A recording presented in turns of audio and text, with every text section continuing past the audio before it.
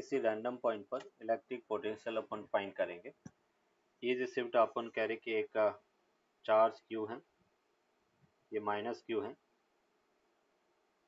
ये बेटा अपन कह रहे कि प्लस Q है, ये इसका डाइपोल सेंटर है और हम कह रहे कि डाइपोल सेंटर से r डिस्टेंस पर एक पॉइंट P है, माइनस Q की डिस्टेंस r1 है और माइनस Q की डिस्टेंस r2 और प्लस Q की r1 है।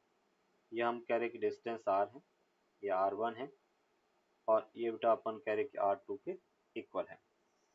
ये जो डिस्टेंस r है, एंगल अपन कह रहे कि थीटा के इक्वल है। अब बेटा अपन कह रहे कि इसको हमें P पॉइंट पर, ये जैसे पॉइंट P है, r डिस्टेंस पर डाइपोल सेंटर से यहाँ पे पोटेंशियल फाइंड करना। तो VP उसको अपन क्या कहेंगे बेटा, तो potential due to positive charge बेटा plus Q plus potential due to minus Q होगा। प्लस Q के कारण पोटेंशियल क्या होगा, तो इसको आपने लिखा KQ upon R1। Minus Q के कारण क्या होगा, माइनस KQ अपॉन R2 के इक्वल होगा। KQ upon R1 minus KQ upon R2 के इक्वल होगा। अभी R1 R2 बेटा हमने एज्यूम किया है, बट उसको गिवन क्वांटिटी में फाइंड करना है। तो मैं क्या करता हूँ, इसको एक्सटेंड किया और यहाँ से बेटा अपन कह रहे कि परपेंडिकुलर ड्रॉ किया O से पास होती हुई लाइन से। ये परपेंडिकुलर मैंने ड्रॉ किया दोनों पॉइंट पर। ये अपन कह रहे कि 90 डिग्री बेटा, ये भी 90 डिग्री। ये डिस्टेंस अपन कह रहे कि A है, ये भी डिस्टेंस A है। ये थीटा है, ये 90 माइनस थीटा, ये 90, तो ये थीटा हो गया। सेम बेटा ये थीटा है, ये 90 माइनस थीटा, तो ये एंगल थीटा होगा। अभी ये जो डिस्टेंस है वो बेटा अपन लिखेंगे A cos थीटा, थीटा वाला कंपोनेंट A cos थीटा। ये डिस्टेंस बेटा क्या होगा, A cos थीटा, ये अपने पास है। तो R1 को अपन क्या लिख सकते हैं, R1 बेटा अपने को फाइंड करना। देखो R1 क्या होगा, तो देखो यहाँ से ये जो बेटा मैंने कहा, ये डिस्टेंस और ये डिस्टेंस, ये तीनों डिस्टेंस R के इक्वल है। मुझे R1 चाहिए, तो R में से A cos थीटा सब्ट्रैक्ट करूंगा तो R1 मिलेगा। तो मैं यहाँ पे कह सकता हूँ R1 equals to R minus A cos theta के इक्वल। ये अपन कह रहे कि इक्वेशन 1 हमने कहा R1 की value R minus A cos theta equation 2, और R2 की बात करें तो R2 होगा R plus A cos theta, that is equation 3 है। अभी अपन कह रहे कि P पॉइंट पर पोटेंशियल बेटा अपने को फाइंड करना है। तो मैं क्या लिख सकता हूँ, हम कहेंगे VP R1 और R2 की वैल्यू बेटा देखें, KQ R1 को अपने लिखा R minus A cos theta और माइनस बेटा R2 उसको हमने लिखा R plus A cos theta. अभी इसको बेटा सॉल्व करेंगे तो KQ ये हमने कॉमन ले लिया, यहाँ पे बेटा अपन कहेंगे R minus A cos theta into R plus A cos theta के इक्वल होगा। और यहाँ पे अपने R plus A cos theta minus R minus A cos theta होगा। अब बेटा नीचे A plus B into A plus B क्या होता है, A square minus B square. B तो स्क्वायर ये बेटा आपने लिखा KQ, यहाँ पे अपन कह रहे कि R plus A cos theta minus R plus A cos theta, और ये अपने पास है R square minus A square cos square theta. R से R बेटा कैंसिल आउट हो गया, तो हम इसको लिख सकते हैं KQ इंटू बेटा 2A cos theta divided by R square minus A square cos square theta, ये अपने पास है। अभी हम Q इंटू 2A बेटा, ये जैसे Q इंटू 2A उसको क्या लिखेंगे बेटा, P डाइपोल मोमेंट।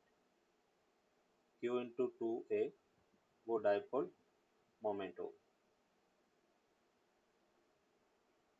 और यहाँ से अपन कहेंगे कि Vp that will be equals to Kp cos theta upon r square minus a square cos square theta होगा।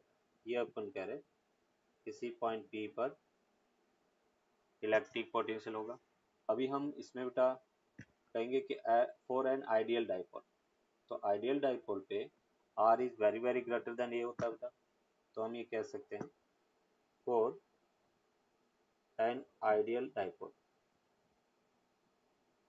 और आइडियल डाइपोल के लिए अपन कहेंगे r is very very greater than a।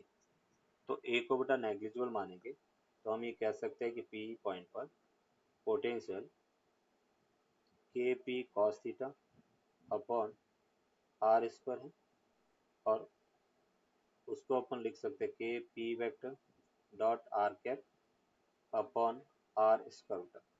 ये अपन कह रहे कि electric potential at any point P होगा। जैसे बेटा इसमें केस स्टडी करें, केस वन में अपन कह रहे कि if theta equals to 0 degree है।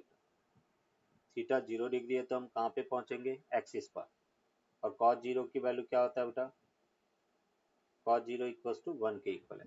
तो हम ये कह रहे हैं कि पोटेंशियल एट एक्सिस वो अपने पास के पी अपॉन आर स्क्वायर के इक्वल होगा, क्योंकि कॉस 0 की वैल्यू 1 होगी।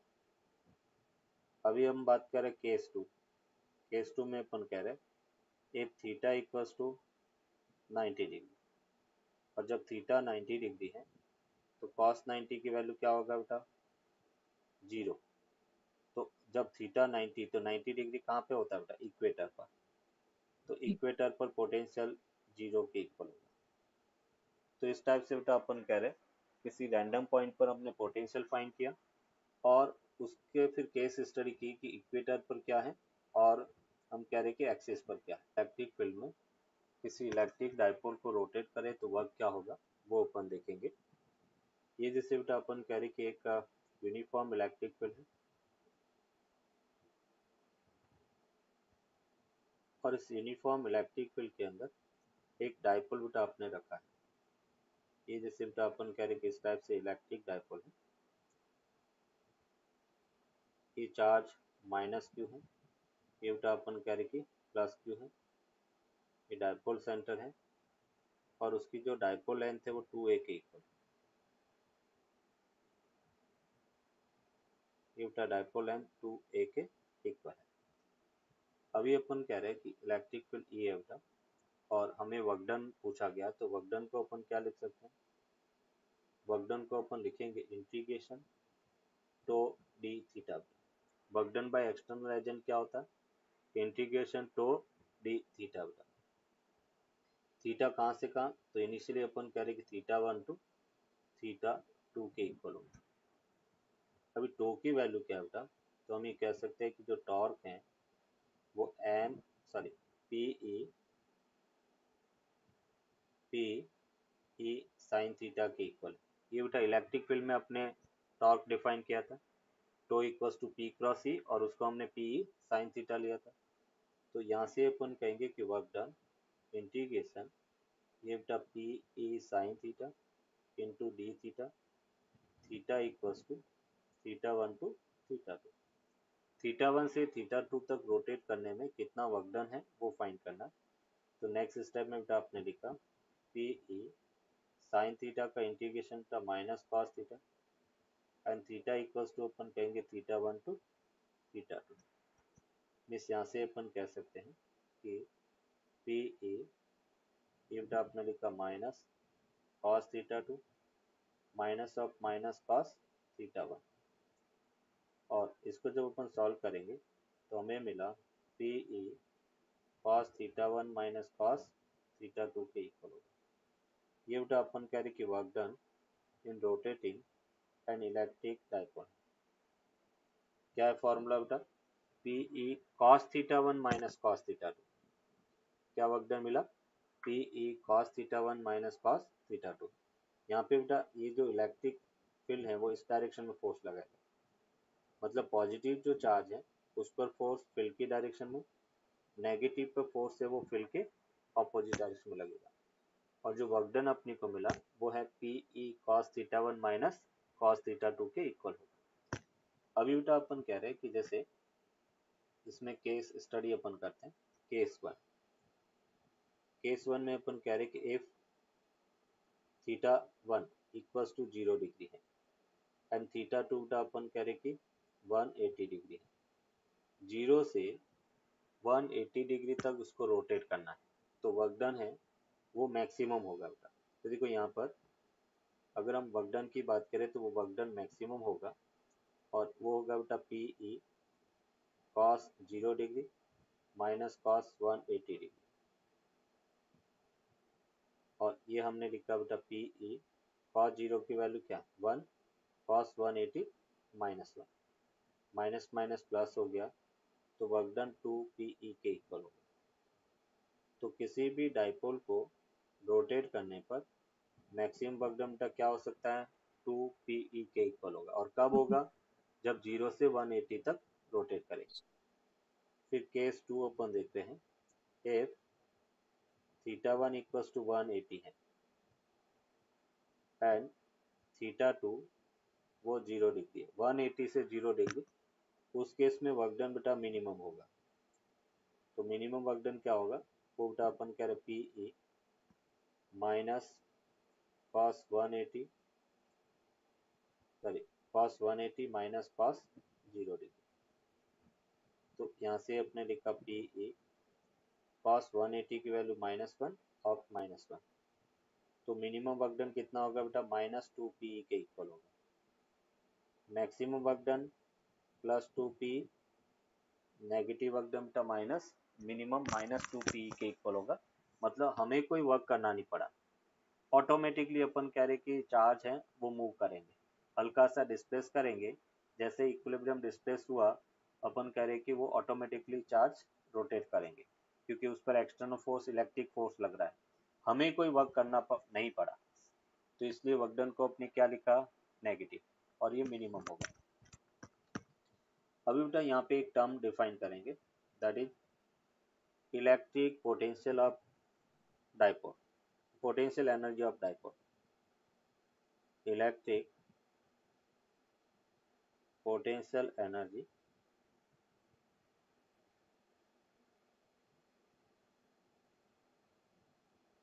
Electric potential energy of an electric dipole.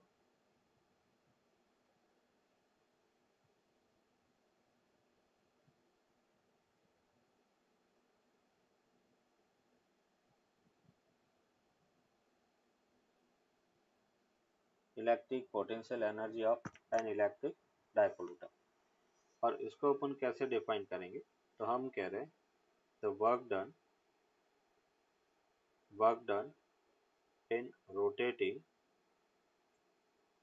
work done in rotating an electric dipole,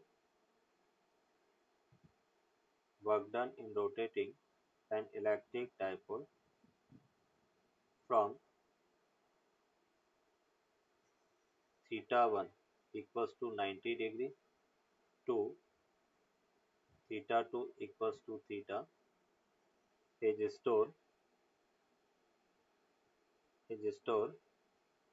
in the form of potential energy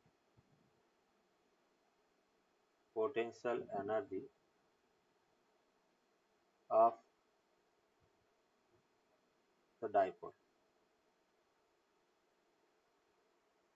The work done in rotating an electric dipole from theta 1 equals to 90 degree to theta 2 equals to theta is stored in the form of potential energy of the dipole.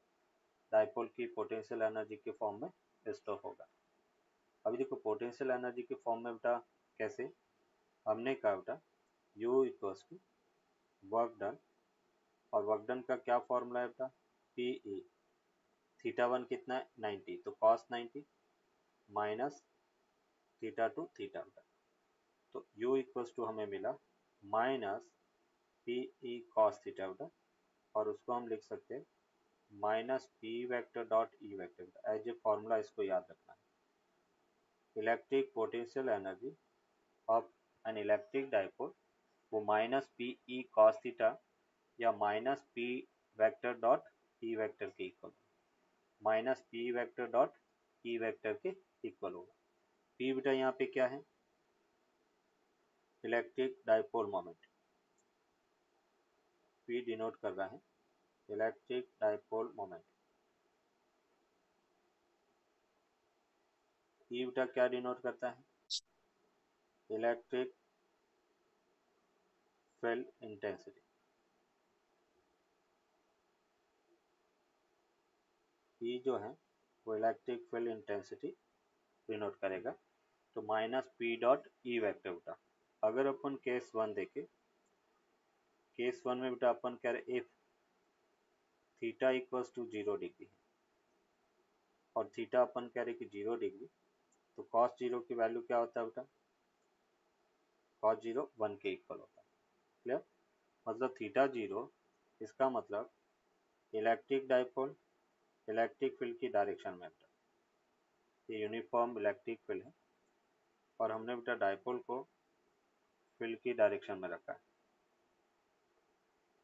ये अपन कह रहे कि field की direction में, ये charge अपने पास क्या है प्लस क्यू, ये चार्ज क्या बेटा माइनस क्यू, और ये अपन कह रहे कि इलेक्ट्रिक फील्ड इंटेंसिटी ई है।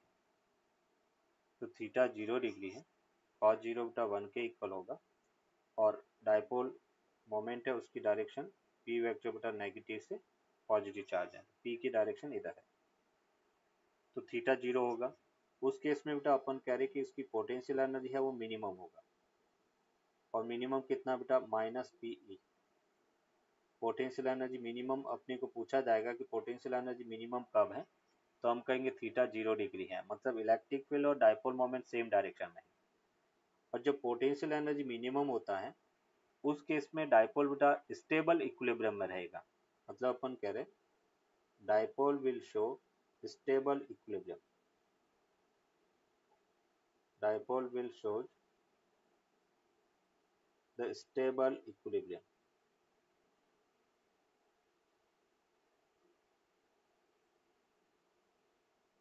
डाइपोल जो है वो स्टेबल इक्विलिब्रियम को शो करेगा, dipole will shows the stable equilibrium. तो जब पोटेंशियल एनर्जी मिनिमम होता, कोई भी सिस्टम है बेटा पोटेंशियल एनर्जी मिनिमम होता उस मोमेंट पर उसकी स्टेबिलिटी मैक्सिमम होगा, उसको स्टेबल इक्विलिब्रियम कहेंगे।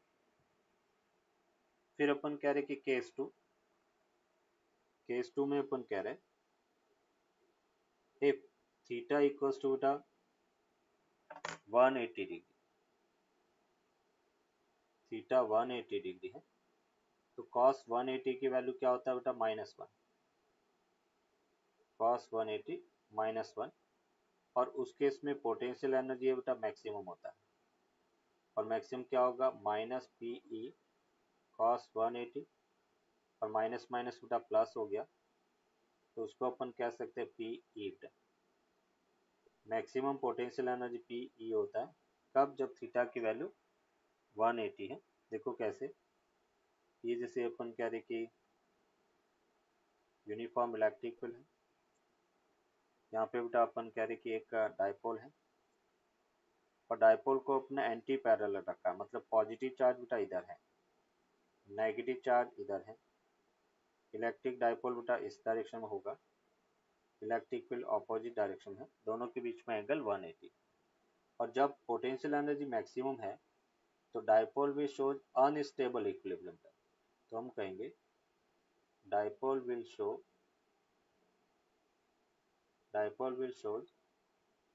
द अनस्टेबल इक्विलिब्रियम,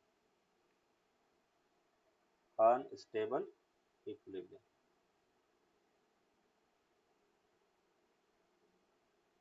डाइपोल है वो अनस्टेबल इक्विलिब्रियम को शो करेगा।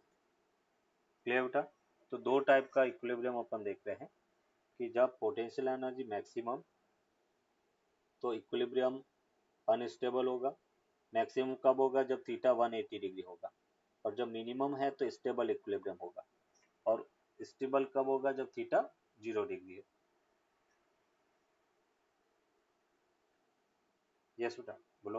तो यहाँ पे अपने को पूछा था जीरो पोटेंशियल पॉइंट, तो हमने बेटा एक चार्ज 200 माइक्रोकूलम है, दूसरा -50 माइक्रोकूलम है, तो हमने -50 माइक्रोकूलम से x डिस्टेंस पर पोटेंशियल लिया और वो पोटेंशियल अपने को मिला ये बेटा, ये हमने माइनस पोटेंशियल लिया माइनस के 50 माइक्रोकूलम अपॉन x, और जो 200 माइक्रोकूलम है ये वाला, इसके कारण यहाँ पे बेटा फाइंड कर रहे हैं, वो अपने पास है के 200 माइक्रोकूलम अपॉन 200 माइनस x और इक्वल्स टू जीरो, क्योंकि हमें क्वेश्चन में पूछा गया कि वो पॉइंट फाइंड करना जहाँ का पोटेंशियल जीरो है। तो यहाँ से अपने को मिला x इक्वल्स टू 200/5 मतलब 40 सेंटीमीटर होगा। तो ये जो 40 सेंटीमीटर डिस्टेंस मिल रहा है वो कहाँ से मिल रहा है बेटा, from -50 microcoulomb, from -50 microcoulomb. MCQ में जब पूछेंगे तो वहाँ पे दिया होगा कि 40 सेंटीमीटर कौन से चार्ज से हैं, तो -50 माइक्रोकूलम। अगर हमें बेटा 200 से वो डिस्टेंस पूछा जाएगा तो 200 से डिस्टेंस कितना होगा, तो x equals to 200 minus X बेटा, तो वो अपने को मिला 160 centimetre from 200 microcoulomb, from 200 microcoulomb, ये इसका आंसर हो गया। 200 माइक्रोकूलम से डिस्टेंस 160 सेंटीमीटर होगा और 50 माइक्रोकूलम से 40 सेंटीमीटर। अभी हम केस 2 देखते हैं। केस 2 में अपन कहेंगे एट आउटसाइड द चार्जेस बेटा, आउटसाइड द चार्जेस बेटा, और जीरो पोटेंशियल पॉइंट किसके पास में होगा बेटा, तो near to the small charge होगा। तो इसलिए अपन कह रहे कि आउटसाइड द चार्जेस में, ये जैसे बेटा अपन कह रहे कि दोनों चार्जेस हैं,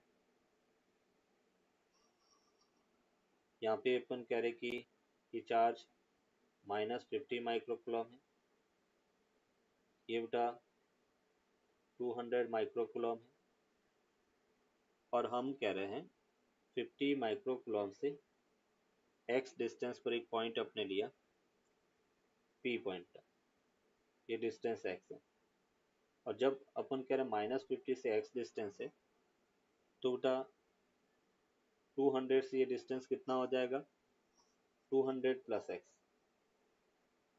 ये डिस्टेंस कितना होगा 200 प्लस x हो गया, और इस p पॉइंट पर पोटेंशियल को जीरो करना। क्लियर बेटा, तो देखो अपन पोटेंशियल फाइंड करते हैं नेक्स्ट पेज पे। यहाँ पे अपन कहेंगे कि p पॉइंट -200 के कारण था k into 200 into 10⁻⁻6 upon distance 200 plus x हो गया।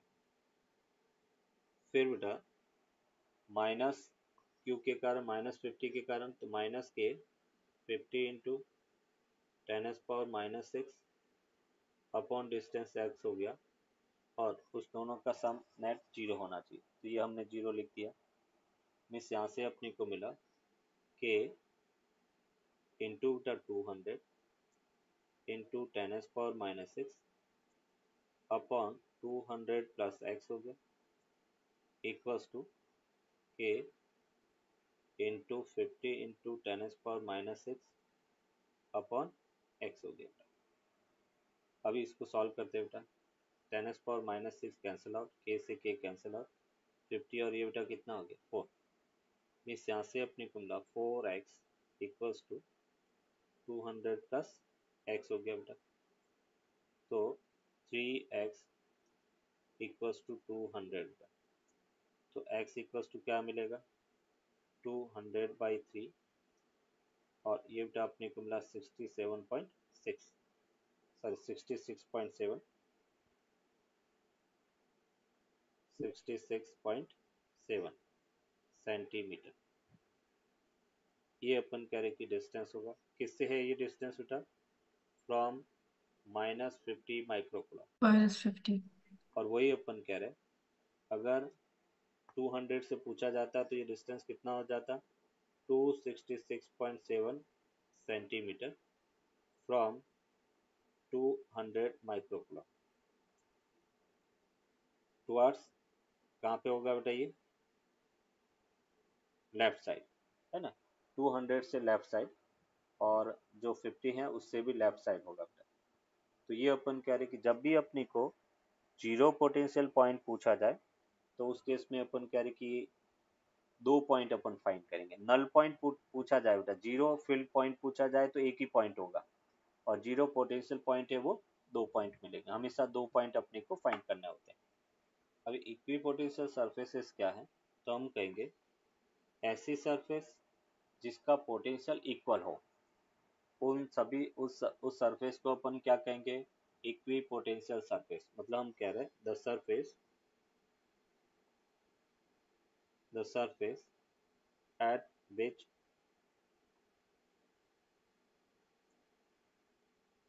the every point has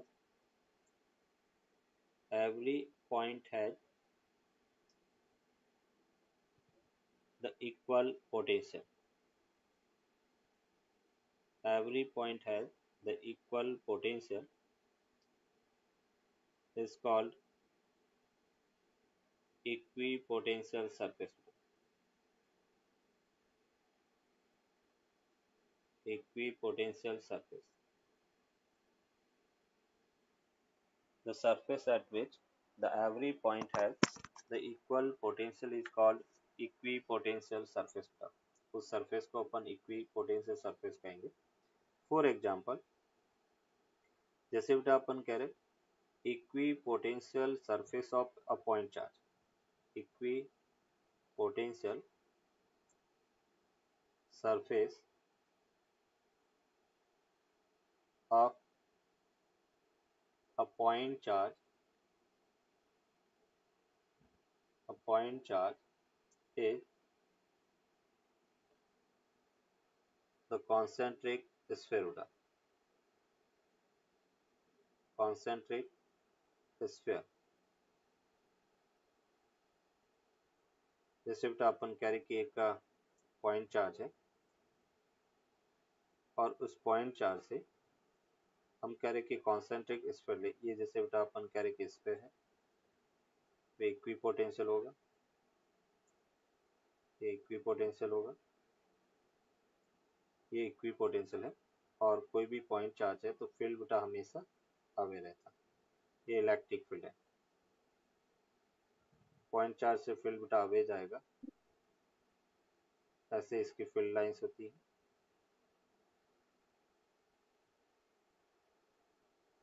ये अपन कह रहे कि फील्ड लाइंस है, और ये जो सरफेस बेटा आपने ड्रॉ की है ये इक्विपोटेंशियल सरफेस है। तो पॉइंट चार्ज अगर Q है और उस Q के लिए बेटा इक्विपोटेंशियल सरफेस क्या होगी, तो हम कहेंगे concentric sphere equipotential surfaces. Equipotential surface बेटा हम कहेंगे कि कोई भी इक्विपोटेंशियल सरफेस है वो इलेक्ट्रिक फील्ड के हमेशा परपेंडिकुलर होती है। तो यहाँ पे अपन कर दे कोई इलेक्ट्रिक फील्ड और सरफेस एक दूसरे के परपेंडिकुलर, तो हम कहेंगे कि electric potential equipotential surface always perpendicular to the electric field intensity. तो हम ये कह सकते हैं कि equipotential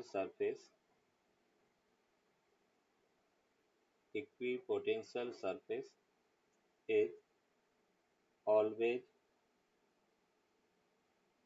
perpendicular to the electric field intensity.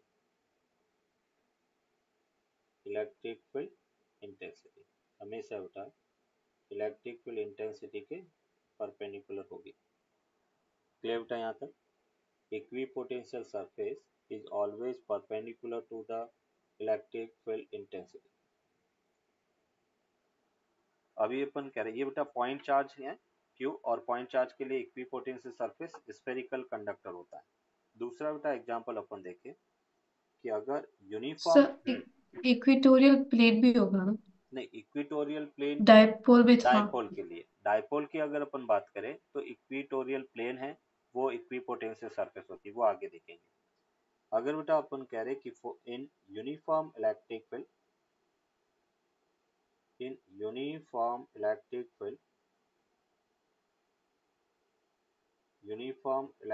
Field the perpendicular plane in uniform electric field the equipotential surface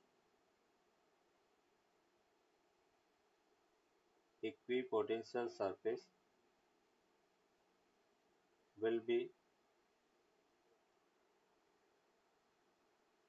perpendicular plane पे। तो कैसे बेटा, ये जैसे अपन कह रहे कि यूनिफॉर्म इलेक्ट्रिक फील्ड है और इस यूनिफॉर्म इलेक्ट्रिक फील्ड में एक प्लेन जो बेटा अपन कह रहे कि इसको इस टाइप से परपेंडिकुलर है, ये सभी अपन कह रहे कि इक्विपोटेंशियल सरफेस होगी। ये इक्विपोटेंशियल सरफेस है, equipotential surface.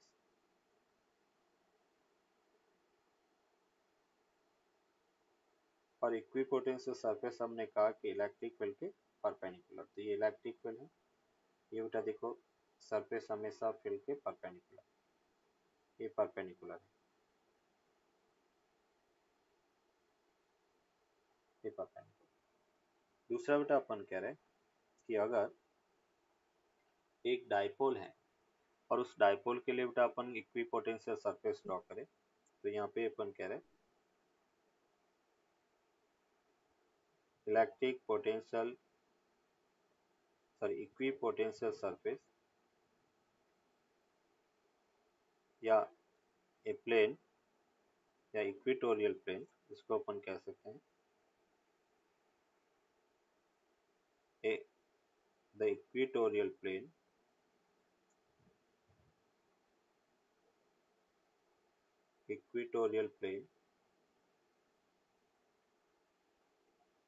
Of equatorial plane passing through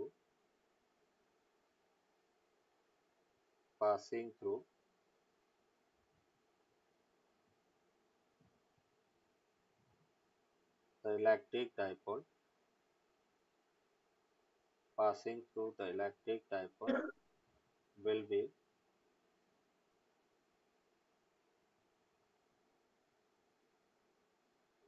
equipotential surface, equipotential surface.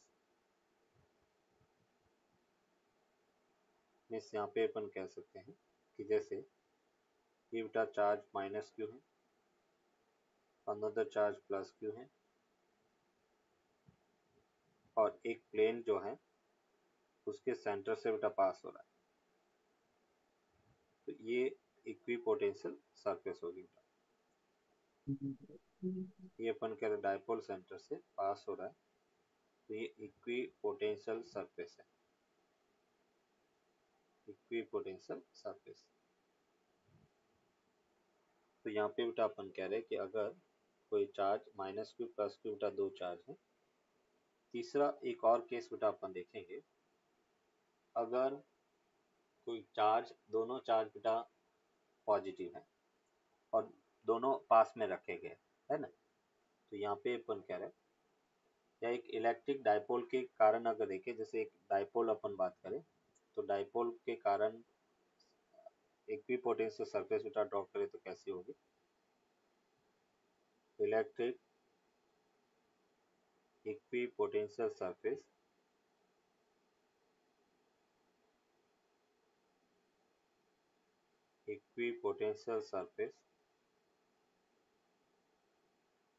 due to an electric dipole। ये डायग्राम बेटा अपने को पूछा जाता है कि draw the equipotential surface due to electric dipole, NCERT में गिवन है।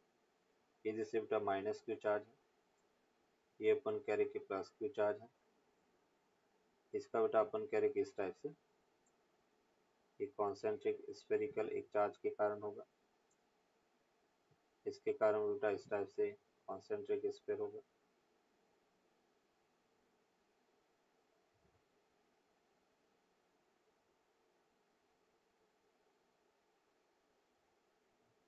अभी अपन कह रहे कि इसके अलावा ऐसे बेटा अपन इसको ड्रॉ कर सकते हैं।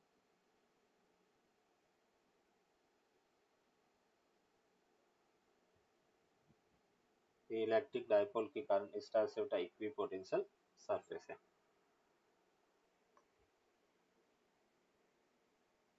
अपने को पूछा जाएगा कि एक इलेक्ट्रिक डाइपोल के कारण इक्विपोटेंशियल सरफेस ड्रॉ करो बेटा, तो कुछ इस टाइप से अपन ड्रॉ कर सकते हैं। अभी यहाँ पे नोट करके बेटा एक पॉइंट लिखेंगे, जब भी किसी चार्ज को इक्विपोटेंशियल सरफेस पर हम डिस्प्लेस करेंगे तो वर्क डन है वो जीरो होता है। इक्विपोटेंशियल सरफेस पर किसी चार्ज को डिस्प्लेस करेंगे एक पॉइंट से दूसरे पॉइंट तक तो वर्क डन जीरो होता है। तो यहाँ पे अपन कहेंगे कि when we displace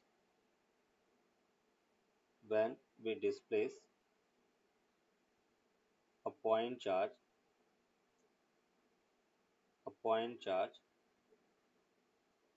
on equipotential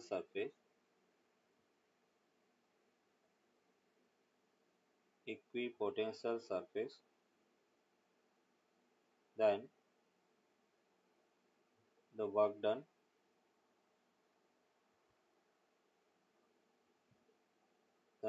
done will be zero. When we displace a point charge on equipotential surface then the work done will be zero. Work done है वो बेटा जीरो होता है। देखो इससे रिलेटेड एक एग्जांपल अपन देखते हैं।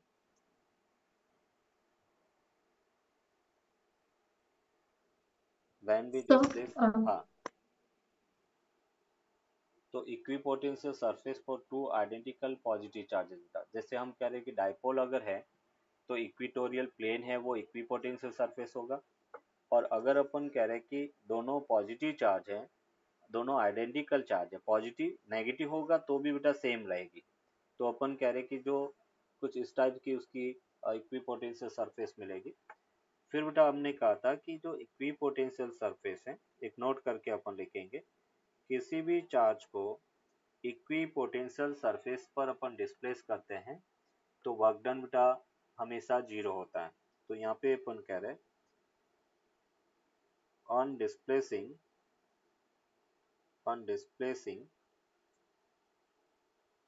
any point charge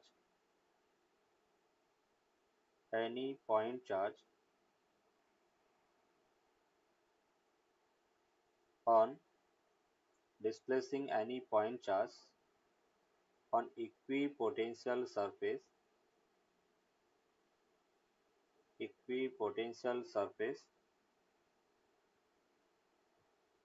the work done will be zero. Displacing, so, hmm, so मतलब कोई भी दो चार्जेस इक्वल ऑपोजिट या फिर सेम चार्जेस पास में हो तभी एक इक्विपोटेंशियल सरफेस क्रिएट होती है, राइट? नहीं, अपन कह रहे सिंगल पॉइंट चार्ज के कारण भी इक्विपोटेंशियल सरफेस होती है। जैसे हमने कहा ना कॉन्सेंट्रिक, यस सर। सिंगल के हाँ। लिए भी होती है। अगर यूनिफॉर्म इलेक्ट्रिक फील्ड है तो हम कह रहे हैं कि जो प्लेन परपेंडिकुलर है वो उसका इक्विपोटेंशियल सरफेस होगा। तो अभी अपन कह रहे हैं कि इस इक्विपोटेंशियल सरफेस के किसी दो पॉइंट पर हम चार्ज को डिस्प्लेस करेंगे तो वर्क डन जीरो होगा। उसको एक एग्जांपल से अपन एक्सप्लेन करते हैं। जैसे बेटा अपन कह रहे हैं, फर्स्ट एग्जांपल हम देख रहे हैं, एक पॉइंट चार्ज हमने लिया, ये जैसे बेटा अपन कह रहे हैं कि पॉइंट चार्ज है और उसकी स्फेरिकल सरफेस बेटा अपन कह रहे हैं कि कॉन्सेंट्रिक स्फेयर, ये जैसे एक स्फेरिकल सरफेस हो गया, और ये बेटा अपन कह रहे हैं कि प्लस क्यू चार्ज है, डिस्टेंस बेटा अपन कह रहे हैं कि आर है। अभी अपन कह रहे हैं कि जो इस सरफेस पर बेटा हर पॉइंट का पोटेंशियल सेम होगा बेटा, मतलब वी वो क्या होगा, के क्यू बाई आर के इक्वल होगा। अभी मैं कह रहा हूँ कि एक पॉइंट ए हो गया बेटा, और ए से हमने एक चार्ज को बी तक डिस्प्लेस किया बेटा, एक क्यू चार्ज है और उस क्यू चार्ज को ए से बी तक डिस्प्लेस किया, और हमें पूछा गया कि फाइंड डब्ल्यू ए बी। ए से बी तक उसको शिफ्ट करने में कितना वर्क होगा, वो वर्क डन अपने को फाइंड करना।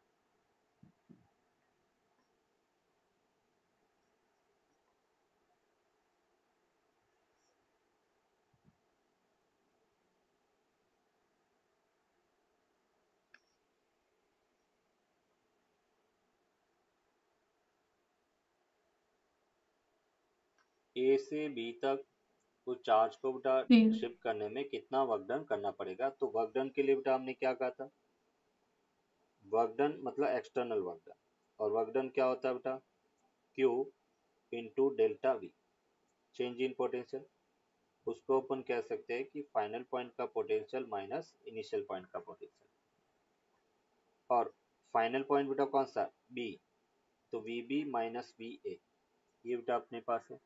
और बी और ए पॉइंट इस प्लस क्यू चार्ज से इक्वल डिस्टेंस पर है, तो वी बी इक्वल्स टू बेटा वी ए, और उसका मैग्नीट्यूड क्या होगा, के क्यू बाय आर के इक्वल होगा। पॉइंट चार्ज है तो बेटा आर डिस्टेंस पर, तो वर्क डन अपने को क्या मिला, A to B equals to zero के इक्वल होगा। ए टू बी अपन कह रहे चार्ज को शिफ्ट करेंगे तो टोटल वर्क डन जीरो होगा। अभी बेटा अपन कह रहे कि नेक्स्ट एक और एग्जांपल अपन देखते हैं। जैसे अपन कह रहे कि यूनिफॉर्म इलेक्ट्रिक फील्ड है, ये यूनिफॉर्म इलेक्ट्रिक फील्ड है, और इस यूनिफॉर्म इलेक्ट्रिक फील्ड के अंदर एक चार्ज पार्टिकल है। उसको बेटा अपन कह रहे कि इस ए पॉइंट से बी पॉइंट परपेंडिकुलर बेटा अपन शिफ्ट कर रहे हैं, और ए और बी के बीच का डिस्टेंस डी है बेटा, ए और बी के बीच का डिस्टेंस डी है, ये डिस्टेंस डी है। और एक क्यू चार्ज को ए से बी अपन ले जा रहे हैं। इलेक्ट्रिक फील्ड बेटा अपन करें ई है, और अपने को पूछा गया फाइंड डब्ल्यू ए बी बेटा, ए से बी तक ले जाने में कितना वर्क डन करना पड़ेगा, वो वर्क डन अपने को फाइंड करना। बोलो बेटा कितना वर्क डन, इक्विपोटेंशियल सरफेस है तो वर्क डन जीरो होगा। क्लियर बेटा। तो यस तो पॉइंट चार्ज के लिए इक्विपोटेंशियल सरफेस बेटा कॉन्सेंट्रिक स्फीयर होंगे। यूनिफॉर्म इलेक्ट्रिक फील्ड के लिए बेटा प्लेनर सरफेस होगी, प्लेन परपेंडिकुलरली इलेक्ट्रिक फील्ड के परपेंडिकुलर हैं, वो इक्विपोटेंशियल सरफेस होंगे। इलेक्ट्रिक डाइपोल के लिए बेटा प्लेन इक्विटोरियल प्लेन, वो अपन कह रहे कि इक्विपोटेंशियल सरफेस होंगे। मतलब जो बाइसेक्ट लाइन है, डाइपोल सेंटर से पास होने वाला जो प्लेन है, वो अपन कह रहे कि इक्विटोरियल प्लेन इक्विपोटेंशियल सरफेस होगा। और अगर दोनों चार्जेस इक्वल हैं तो उसकी सरफेस अपने ड्रॉ की थी। ये चारों पॉइंट अपने को याद रखना हुआ है। और मुझे इलेक्ट्रिक फील्ड फाइंड करना था कि, तो हम क्या लिखते हैं, minus D V upon D R के इक्वल होगा। अगर वी बेटा आर का फंक्शन है और मुझे इलेक्ट्रिक फील्ड फाइंड करना, तो electric field minus D V by D R के इक्वल होगा। देखो कैसे, एक एग्जांपल देखते हैं। हम कह रहे कि एक पॉइंट चार्ज प्लस क्यू है, और उससे बेटा आर डिस्टेंस पर एक पॉइंट पी है, तो पी पॉइंट का पोटेंशियल बेटा कितना था, के क्यू बाई आर। और मुझे इस पी पॉइंट का इलेक्ट्रिक फील्ड फाइंड करना, तो इलेक्ट्रिक फील्ड को क्या लिखेंगे, minus D V by D R का, क्या लिखेंगे, minus D V by D R. मतलब हम इसको लिख सकते हैं minus D by D R, और वी को बेटा आपने लिखा के क्यू बाई आर। तो यहाँ से अपने को मिलेगा माइनस के क्यू बेटा D by D R, R to the power minus one बेटा। तो हम क्या लिखेंगे, minus K Q minus one R की power minus one minus one. और फाइनल बेटा अपने को मिला के क्यू बाई आर स्क्वायर। यही था रिजल्ट बेटा। किसी पॉइंट चार्ज के कारण फील्ड इंटेंसिटी के क्यू बाई आर स्क्वायर था। तो अगर हमें किसी पॉइंट का पोटेंशियल दिया हुआ है, तो हम उस पॉइंट का फील्ड फाइंड कर सकते हैं। और रिलेशन क्या होगा, तो हम कहेंगे E equals to minus D V by D R. बोलो बेटा कोई डाउट इसमें।